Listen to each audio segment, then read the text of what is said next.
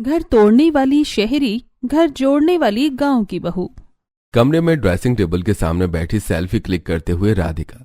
अरे वाह यार, हाइड्रा फेशियल के बाद तो लुक ही बदल गया है मेरा। मुझे पहले क्यों नहीं पता था इसके बारे में। और वो सैलून वाकई बहुत अच्छा है। अब हर बार वहीं जाऊंगी। उनकी नेल आर्ट तो कमाल की है। तभी दरवाजे पर दस्तक होती है। अरे बेटा, सुबह नाश्ते की तो कोई खबर नहीं ली, अब लंच का तो देख लो, या लंच में भी हम भूखे ही रहें। मम्मी जी, आपको दिख नहीं रहा क्या? मैं अभी अभी पार्लर से आई हूँ। अगर मैं खाना बनाऊंगी तो मेरा पूरा लुक खराब हो जाएगा, नेल्स खराब हो जाएंगे। मुझसे नहीं बनेगा खाना, आप खुद बना लो। पिंकी कुछ नहीं कहती। वो मजबूर होकर कमरे से बाहर आती है और किचन में काम करने लगती है। तभी डोरबेल बजती है। अजी जरा देखना, दरवाजे पर कौन आया है। अरे बेटा, फोन कर दिया होता, मैं तुम्हें लेने आ जाता। कौन आया है दरवाजे पर? वहीं खड़े खड़े सारी बातें करोगे क्या? अरे हमारी बिटिया रानी आई है। पिंकी तुरंत सारा काम छोड़कर बाहर आती है और काजल को गले से लगा लेती है और फिर बच्चों को प्यार करती है। उसके चेहरे पर उदासी साफ झलक रही है।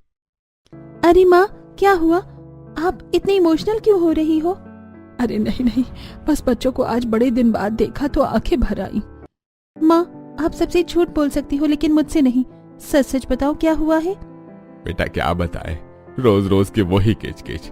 मेरी तबीयत भी अब ठीक नहीं रहती और इनके घुटनों में दर्द रहता है, फिर भी घर का सारा काम करना पड़ता है। तो मेरी भाभी महारानी कहाँ गई? बेटा, उसने कभी पहले काम किया हो तो अब करेगी ना। माँ, आप वैसे ही बहुत झंझट में हो गई सावन की पढ़ाई। अब तो उसकी जॉब भी लग गई है। आप कोई अच्छा सा रिश्ता ढूंढकर उसकी शादी क्यों नहीं कर देती?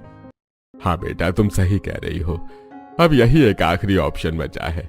शायद सावन की बहू अच्छी आ जाए, वही हमारे बुढ़ापे में सेवा करेगी। बस बस, जो अभी तक आई नहीं है उससे इतनी उम्मीद क्यों लगा रहे हो? तभी रोहित और सावन भी घर में आ जाते हैं। अरे किससे उम्मीदें लगाई जा रही हैं? और काजल, तुम कब आई? तेरे ससुराल में सब ठीक तो है ना? जीजाजी परेशान तो नहीं कर रहे? हाँ भैया, सब ठीक है। बस थोड़ी देर पहले ही आई हूँ। माँ से मिलने का मन हो रहा था तो चली आई। अच्छा ठीक है, तुम लोग बातें करो, मैं जरा फ्रेश होकर आता हूँ। रोहित अपने कमरे में चला जाता है। सावन माँ और बहन के पास बैठ जाता है। जैसे रोहित अपने कमरे में एंटर करता है, लाइट्स ऑन कर देता है। क्या कर रही है मेरी ब्यूटीफुल सी वाइफ? अरे यार, मैं अभी अभी सोई थी और तुमने लाइट ऑन करके मेरी नींद तोड़ दी। जाओ मेरे लिए कॉफी बना कर लाओ, नहीं तो सिर दर्द हो जाएगा। यार, मैं पूरे दिन ऑफिस में काम करके आया हूँ और तुम मुझसे कॉफी बनाने को कह रही हो। तो क्या हुआ, मैं भी घर पर खाली नहीं बैठी थी। रोहित मन ही मन सोचता है। हाँ, मुझे तो पता है तुम कितना काम करती हो। हाँ चलो फिर बताओ, आज तुमने क्या क्या किया? क्या किया मतलब? आज मैंने सैलून में अपने बाल डाई कराए हैं। इतनी देर तक कुर्सी पर बैठना पड़ता है, फिर नेल आर्ट भी बहुत एग्जॉस्टिंग होता है। अच्छा, बिना काम किए ही इतनी थक गई हो आप? अरे मेरी बहन आई हुई है, जाकर उनसे मिल लो और मम्मी का हाथ बंटवा दो। आखिर बहू हो तुम इस घर की। देखो, मैंने तुमसे पहले ही कहा था कि मुझे ये जॉइंट फैमिली का कंसेप्ट बिल्कुल पसंद नहीं है। अब फिर तुम्हारी बहन रोज मुंह उठाकर आ जाती है। तुम मेरी बहन के लिए इतना बुरा कैसे सोच सकती हो? इसमें बुरा क्या है? इस घर में हमारी कोई प्राइवेसी नहीं है। जब देखो तुम्हारी बहन आ जाती है, उसके बच्चे इधर उधर घूमते रहते हैं। बस चुप हो जाओ, तुमसे बात करना ही बेकार है। रोहित परेशान होकर कमरे से बाहर निकल जाता है। ऑफिस से थका हुआ आया रोहित चाय कॉफी मिलने की उम्मीद में था, लेकिन यहाँ रोज की तरह बहस ही मिली। इधर नीचे किचन में पिंकी डिनर की तैयारी कर रही है और काजल थोड़ी देर पहले ही अपने ससुराल लौट चुकी है।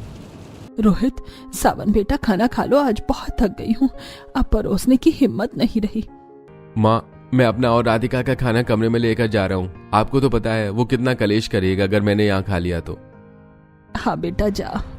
रोहित खाना लेकर चला जाता है। सुदेश चुपचाप ये सब देख रहा है। माँ, आप छोड़ो ये सब, मैं कर लूंगा, आप बैठ जाओ। बेटा, जब रेस्ट की उम्र में काम करना पड़े तो यही सब होता है। सावन बेटा, अगर मैं तेरी शादी कर दूं तो तुझे कोई एतराज तो नहीं? नहीं माँ, मुझे क्या एतराज होगा, बस अपने हिसाब से कोई घर जोड़ने वाली गांव की बहू लाना। सावन की बात सुनकर पिंकी के चेहरे पर थोड़ी राहत दिखती है। हाँ बेटा, हमारी पड़ोसन सुधा है ना, वो एक लड़की के बारे में बता रही थी। मैंने तुझसे पूछ लिया, अब मुझे तसल्ली हो गई। कल ही उससे तेरे रिश्ते की बात करूंगी। माँ बेटी की बातचीत यही खत्म होती है। सब लोग खाना खाकर सो जाते हैं।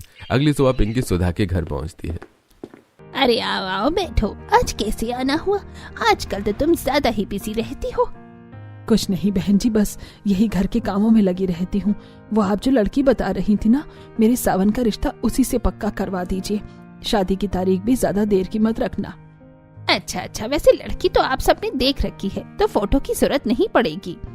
हाँ, कोई जरूरत नहीं, आप बस उनसे समय ले लो। दोनों फैमिली बैठकर बात कर लेंगे और कोई भी मुनासिब तारीख रख लेंगे। मैं चाहती हूँ शादी जल्द से जल्द हो जाए। सुधा सावन के रिश्ते की बात लेकर लड़की वालों से मिलती है। दोनों परिवार आपस में बैठकर बातचीत करते हैं और अगले महीने की तारीख तय हो जाती है। कुछ ही दिनों में सावन और वर्षा की शादी हो जाती है। आज वर्षा का गृह प्रवेश है।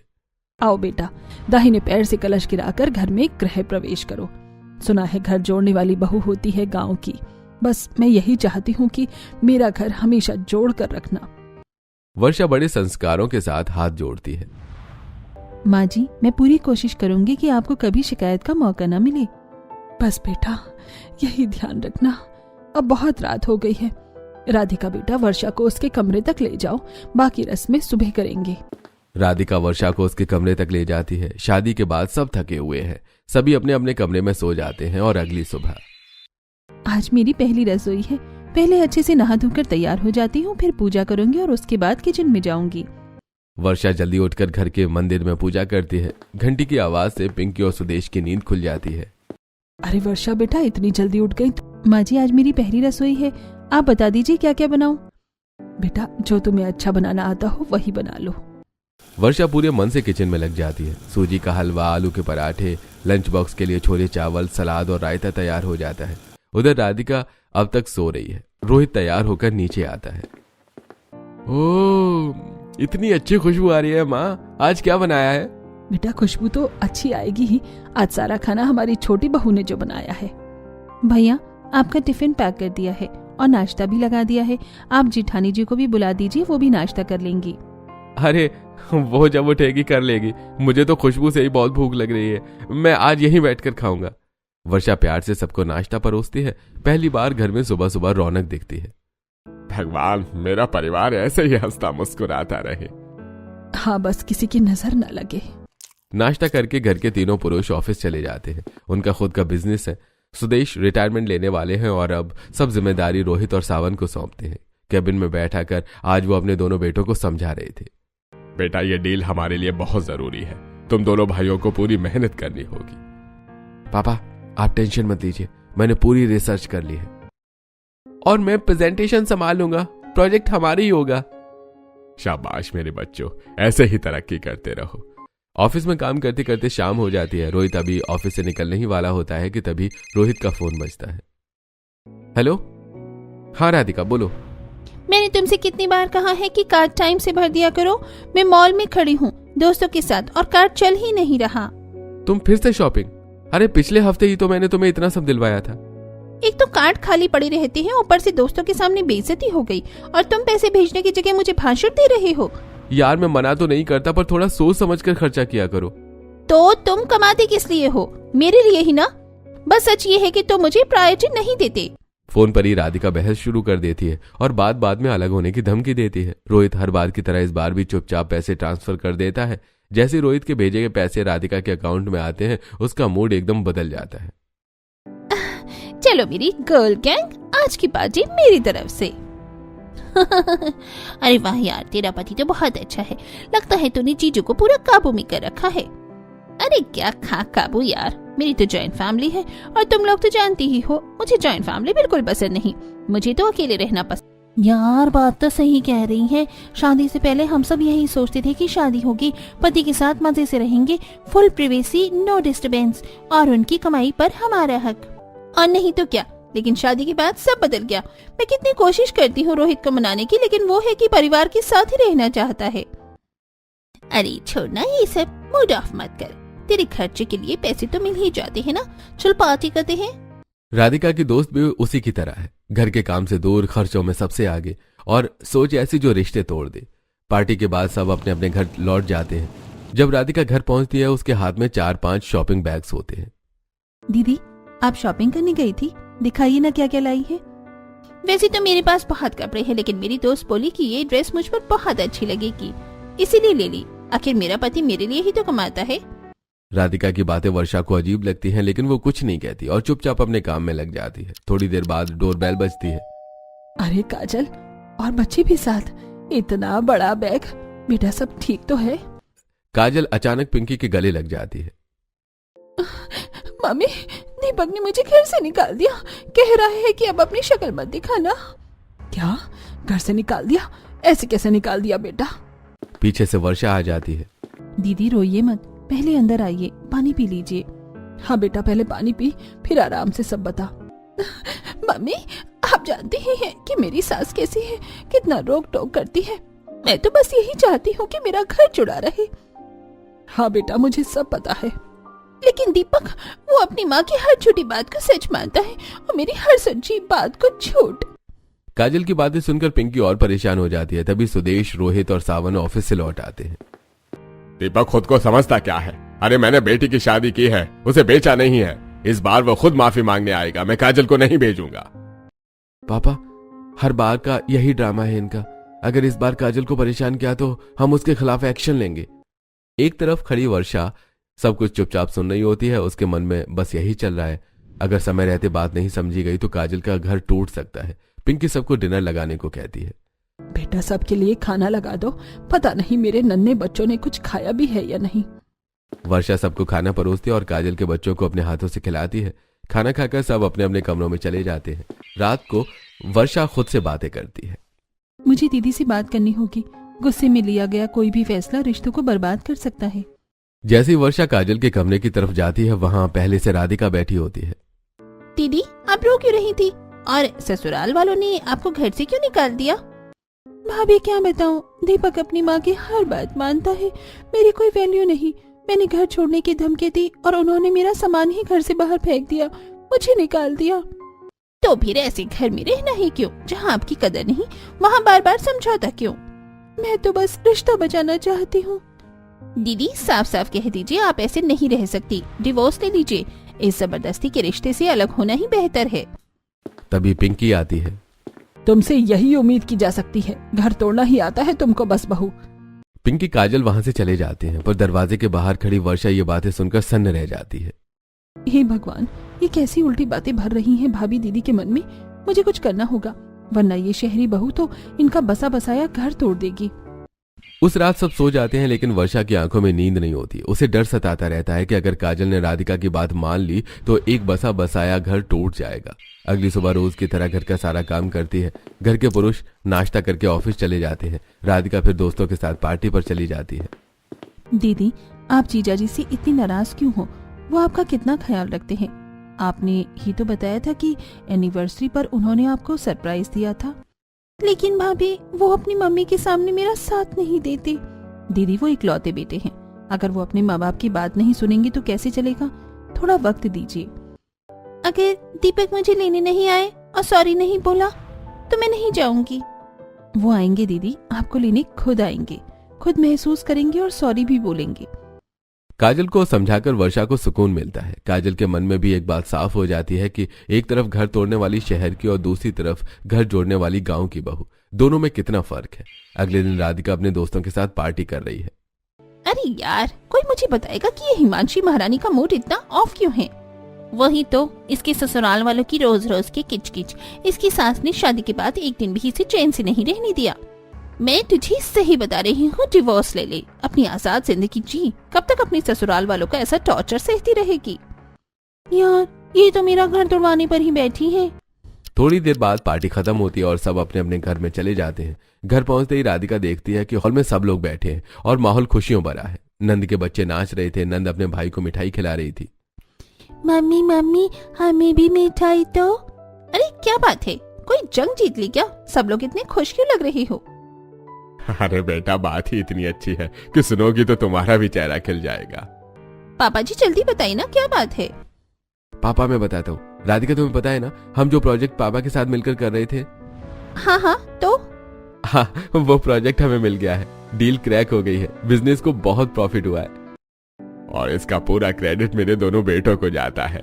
इन्होंने दिन रात मेहनत की है, खासकर सावन ने। उसकी प्रेजेंटेशन इतनी बेहतरीन थी कि क्लाइंट के पास तारीफ के शब्द कम पड़ गए। राधिका सावन की तरफ देखती है। उसके चेहरे पर हल्की जलन होती है। हाँ पापा, वैसे देखा जाए तो इसमें मेरी मेहनत ज्यादा रही है। भैया ने तो बस फैक्ट्स दिए थे, बाकी सब मैंने खुद अरेंज किया। प्रेजेंटेशन बनाते बनाते मेरे डार्क सर्कल्स भी आ गए। सावन के मुंह से यह सब सुनकर रोहित का चेहरा गुस्से से लाल हो जाता है। तो तुम क्या कहना चाहती हो? ये डील सिर्फ तुमने क्रैक कराई है और मेरा इसमें कोई योगदान नहीं है। हाँ, अरे नहीं भैया, ऐसा मैंने कब कहा? बस रहने दो, चुप ही रहो, तुम्हारा मतलब वही था। रोहित गुस्से में अपने कमरे की तरफ चला जाता है। राधिका उसके पीछे पीछे जाती है। लो, देख लिया ना नतीजा, पूरा दिन मेरे भाई और मेरे पापा करते फिरते हो और अब देखो तुम्हारी मेहनत का पूरा क्रेडिट सावन को दे दिया गया। रोहित गुस्से से मुट्ठियां भींच लेता है लेकिन कुछ नहीं बोलता। मैं तो पहले ही कहती हूँ, हम अलग हो जाते हैं, अलग रहेंगे, चैन से रहेंगे, रोज की इस चिक चिक से तो छुटकारा मिलेगा। दूसरी तरफ वर्षा सावन को समझा रही होती है। सावन, जो भी हो, आपको भैया से इस तरह बात नहीं करनी चाहिए थी। आखिरकार वो आपसे बड़ी हैं। अरे मैंने ऐसा क्या कह दिया? क्या तुम नहीं जानती मैंने रात रात भर जाकर प्रेजेंटेशन तैयार की है? हाँ मुझे पता है, लेकिन बड़ों से बदतमीजी करना कहाँ लिखा है? कल सुबह सबके सामने भैया से सॉरी बोलोगे? अरे बाबा, आप तो मेरी माँ मत बनो, बोल दूंगा सॉरी। वैसे तुम कितनी अच्छी हो, पूरे घर को जोड़ कर रखा है तुमने, वरना भाभी तो कब का घर तोड़वा देती। अच्छा हुआ सुधा चाची ने मेरी शादी गांव की लड़की से कराई। शहर की लड़की घर तोड़ती है और गांव की लड़की घर जोड़ती है। अगली सुबह वर्षा सावन से पहले उठ जाती है। Good morning. रात को ठीक से नींद आई? हाँ, बहुत सुकून की नींद। आखिर 2-3 महीने से प्रोजेक्ट पर काम कर रहे थे ना।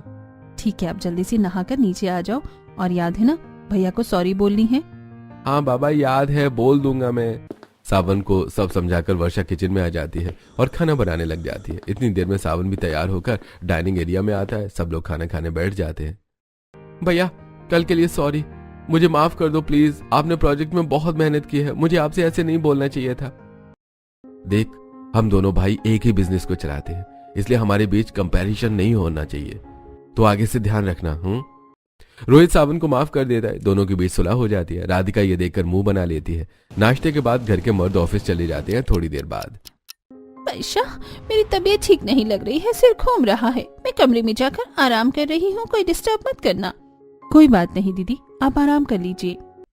राधिका जैसे ही अंदर जाती है, गोलू और पीहू बेड पर उछल कूद कर रहे होते हैं। दोनों बच्चों को देखकर राधिका गुस्से से लाल हो जाती है। कितने बदतमीज बच्चे हैं, जरा भी अकल नहीं है, पूरा दिन इधर उधर घूमते रहते हैं। राधिका को कमरे में आया देखकर बच्चे डर के मारे भागने लगते हैं। भागते हुए पीहू के हाथ से मेज पर रखा फ्लावर पॉट गिरकर टूट जाता है। हे भगवान, मेरा इतना महंगा फ्लावर पॉट तोड़ दिया इन बच्चों ने। आवाज सुनकर घर के सब लोग राधिका के कमरे में आ जाते हैं। कोई राधिका से कुछ नहीं कहता, उल्टा बच्चों को डांटने लगते हैं। थोड़ी देर बाद रोहित कमरे में आता है। राधिका, बच्चों पर इस तरह चिल्लाना ठीक नहीं था। तो क्या करूं मैं, चुपचाप बैठी रहूं? इस घर में जरा भी शांति नहीं है। ये घर नहीं, चिड़िया घर है। प्रिवेसी के नाम पर यहाँ कुछ भी नहीं है। मैंने तुमसे 1000 बार कहा है, मुझे जॉइंट फैमिली में नहीं रहना, हम दोनों अलग हो जाते हैं। तुम 1000 बार नहीं, लाख बार भी कहो, तब भी मैं अपने माँ बाप को छोड़कर अलग नहीं रहूंगा। तो फिर देख लेना, इस बार मैं तुम्हें डिवोर्स दे दूंगी। राधिका अक्सर लड़ाई के बाद अलग रहने की बात करती थी, लेकिन पहली बार उसके मुंह से डिवोर्स शब्द निकला। ये सब बात सुदेश और पिंकी कमरे के बाहर खड़े सुन रही थी और डिवोर्स की बात सुनकर सुदेश कहता है, बेटा, अपने मुंह से ये शब्द दोबारा मत निकालना। तुम दोनों जहाँ भी रहो खुश रहो, हमें कोई परेशानी नहीं है। माँ पापा, आप ये क्या कह रहे हो? मैं आपको छोड़कर कहीं नहीं जाऊंगा। अगर तुम मेरे साथ अलग नहीं रह सकती तो मेरी भी जिद है, मैं डिवोर्स लेकर रहूंगी। बेटा, रिश्ता बनाने में साल लगते हैं और तोड़ने में 1 सेकंड। हमारा जो कंपनी के पास घर है, तुम वहाँ बहू के साथ रह लो। हमारी चिंता मत करो, हमारे पास सावन और वर्षा है। राधिका की जिद के आगे रोहित मजबूर हो जाता है और ना चाहते हुए भी उसे राधिका के साथ अलग रहना पड़ता है। सब वर्षा देखती है, तब वो पहले अपनी नंद और फिर अपना घर जोड़ने का ठानती है और नंद का घर जोड़ने के लिए अपने नंद के पति दीपक से बात करती है। दीपक जी, पति पत्नी के बीच लड़ाई हर घर में होती है, लेकिन इसका मतलब ये नहीं कि आपस में बात करना ही बंद कर दो या अलग होने का फैसला ले लो। भाभी, मैं आपकी बात समझता हूँ, लेकिन काजल कभी कभी ज्यादा जिद करती है। वो खुद को और मेरी मम्मी को कंपेयर करती है, जबकि मुझे हमेशा अपनी मम्मी की ही सुननी पड़ती है। हाँ, मैं समझ रही हूँ, लेकिन अब बहुत हो गया। दीदी का गुस्सा अब शांत हो चुका है। आप एक बार आकर उन्हें सॉरी बोलकर ले जाइए, इससे पहले कि बहुत देर हो जाए, फिर ना बीवी मिलेगी ना बच्चे। वर्षा के समझाने से दीपक मान जाता है। अगले दिन दीपक काजल के मायके आता है। काजल, मुझसे गलती हो गई, मैं आगे से ऐसा कभी नहीं करूंगा, प्लीज मुझे माफ कर दो। अगर तुम दिल से कह रही हो तो मैं माफ करती हूँ। काजल खुशी खुशी दीपक के साथ चली जाती है। भगवान का शुक्र है दीदी मान गई। भगवान जी ये दोनों हमेशा ऐसे ही खुश रहें और इनका घर हमेशा जुड़ा रहे। तभी पिंकी आती है। वर्षा, पता नहीं मैंने कौन से अच्छे कर्म किए होंगे जो मुझे तेरे जैसी बहू मिली। तू मेरे पूरे घर को जोड़कर रखने की कोशिश करती है, लेकिन उधर राधिका और रोहित अलग रह रहे हैं। सुबह होती है तो रोहित राधिका को उठाता है और कहता है, यार उठ जाओ, 9 बजने वाले हैं, मुझे ऑफिस जाना है। मेरे कपड़े प्रेस नहीं हुए हैं, नाश्ता भी नहीं बना है, पूरा घर फैला पड़ा है। मैंने कितनी बार कहा है मुझे सुबह जल्दी मत उठाया करो, मेरा सर दर्द करता है। तुम ऑफिस चले जाओ, कैंटीन से कुछ खा लेना, मैं बाद में उठकर सब कर लूंगी। रोहित चुपचाप ऑफिस चला जाता है। दोपहर 11 बजे राधिका उठती है, अपने लिए कॉफी बनाती है। कॉफी पीते पीते इंस्टाग्राम स्क्रॉल करने लगती है। अरे वाह, कितना प्यारा गोल्ड नेकलेस, और ऑफर भी चल रहा है, डायमंड रिंग फ्री। राधिका बिना सोचे समझे नेकलेस ऑर्डर कर देती है। पैसे रोहित के कार्ड से कट जाते हैं। अब रोहित के फोन में एक नोटिफिकेशन आता है, जिससे देख रोहित गुस्सा हो जाता है और घर आकर राधिका से कहता है, राधिका तुमने ऐसा क्या खरीदा जो मेरे अकाउंट में इतनी बड़ी अमाउंट कट गई? देखो मैंने नेकलेस मंगाया है, पूरा 10 तोले का रानी हार है। इसे पहनकर मैं बिल्कुल महारानी लगूंगी, और इसके साथ डायमंड रिंग फ्री आई है। महारानी नहीं, तुम भिखारिन बन गई हो। कांग्रेचुलेशंस, तुमने मेरी सारी सेविंग्स खत्म कर दी। ये पैसे मैंने इन्वेस्टमेंट के लिए रोक कर रखे थे, एक प्रोजेक्ट में लगाने थे। तुम्हारी वजह से मैं अपने घर वालों से भी दूर हो गया हूँ, अब उनसे भी पैसे नहीं मांग सकता। अरे क्यों नहीं मांग सकती, बचपन से लेकर अब तक आपने यही काम किया है। आपका सारा पैसा तो पापा के बिजनेस में ही लगा है। राधिका तुम चुप हो जाओ, मेरा दिमाग मत खाओ। तुमने तो मुझे सड़क पर ला दिया है, अब मैं जाऊं तो जाऊं कहाँ? मैंने तुम्हारे पैसों से थोड़ी सी शॉपिंग क्या कर ली, तुम तो मुझसे लड़ने लगे। मत भूलो मैं तुम्हें डिवोर्स भी दे सकती हूँ। तुम क्या मुझे डिवोर्स दोगी? बल्कि अब मैं ही तुम्हारे साथ नहीं रहना चाहता। जाओ अपने घर वालों को कह दो कि मैंने तुम्हें छोड़ दिया है, मैं अपने घर जा रहा हूँ, तुम जाओ अपने घर। रोहित की बातें सुनकर भी राधिका को होश नहीं आता। हाँ भेज दूंगी, मैं तुम्हारे घर नोटिस, और जा रही हूँ मैं अपने मायके। राधिका तुरंत अपनी माँ को फोन करती है और उसे सारी बात बताती है। बेटा, मैंने तुझे पहले दिन से समझाया था कि अपने ससुराल वालों से बना कर रख, लेकिन तूने मेरी बात नहीं मानी। आज वही हुआ जिसका मुझे डर था। मम्मी, आप क्या चाहती हो? क्या मैं पूरी जिंदगी रोहित के जवाब में निकाल दूं? बेटा, तेरी शादी को इतने साल हो गए और अब तक तुझे अकल नहीं आई। रोहित तुझसे बहुत प्यार करता है। आज जो वो गुस्से में है, उसके पीछे भी तू ही है। और कान खोल कर सुन ले, अगर तू रोहित से डिवोर्स लेगी तो मेरे घर में भी तेरे लिए कोई जगह नहीं है। अपनी माँ की बात सुनकर राधिका के होश उड़ जाते हैं। उधर रोहित अपनी मम्मी पापा के घर चला जाता है। बेटा, तू इस समय अकेला क्यों आया है? तेरे साथ बहू नहीं आई? माँ, सब कुछ खत्म हो गया, मैं अब उसके साथ नहीं रहना चाहता। रोहित रो रो कर अपने माँ पापा को सब बता देता है। बेटा, तूने सही किया, अब उसकी अकल ठिकाने आएगी। जेठ जी, गुस्से में आकर इतने बड़े फैसले नहीं लेते। क्यों अपना घर तोड़ रही हैं आप? देखना, आपके जाने के बाद जेठानी जी का बुरा हाल होगा। मैं जाऊंगी उन्हें लाने, आपका घर टूटने नहीं दूंगी मैं। तुम नहीं, कहीं नहीं जाओगी, उसे मैं डिवोर्स दूंगा। भैया, अभी आपका गुस्सा बोल रहा है, कब गुस्सा ठंडा होगा तब आपको पछतावा होगा। हाँ बेटा, वर्षा सही कह रही है, उसे अपना काम करने दे। वर्षा राधिका के घर जाती है, जहाँ राधिका फर्श पर बैठी फूट फूट कर रो रही होती है। वर्षा को देखते ही राधिका उसके गले लग जाती है। वर्षा, रोहित मुझे छोड़ देगा, वो तलाक दे रहा है मुझे, मेरा क्या होगा? नहीं दीदी, रोते नहीं है, अब मैं आ गई हूँ ना, ऐसा कुछ नहीं होगा। रोना बंद करो और मेरे साथ घर चलो। वर्षा राधिका को घर ले आती है और रोहित को समझाती है। वहीं सास ससुर भी राधिका का साथ देते हैं। मम्मी पापा, आप लोग कितने अच्छे हैं। शादी के बाद मैंने एक दिन भी आपकी इज्जत नहीं की, काम नहीं किया, आपको हमेशा परेशान किया। मेरी अपनी माँ ने मुझे घर बुलाने से मना कर दिया है। मेरा पति मुझसे नाराज है, लेकिन आप फिर भी मेरे साथ खड़े हो। मुझसे बहुत बड़ी गलती हो गई, प्लीज मुझे माफ कर दीजिए। बेटा, गलती इंसानों से ही होती है, हो गई तुझसे भी। हमने कभी अपनी बहुओं में भेदभाव नहीं किया। चलो अब रोना बंद करो, हम सब ने तुम्हें माफ कर दिया है। रोहित भी राधिका को माफ करके गले लगा लेता है।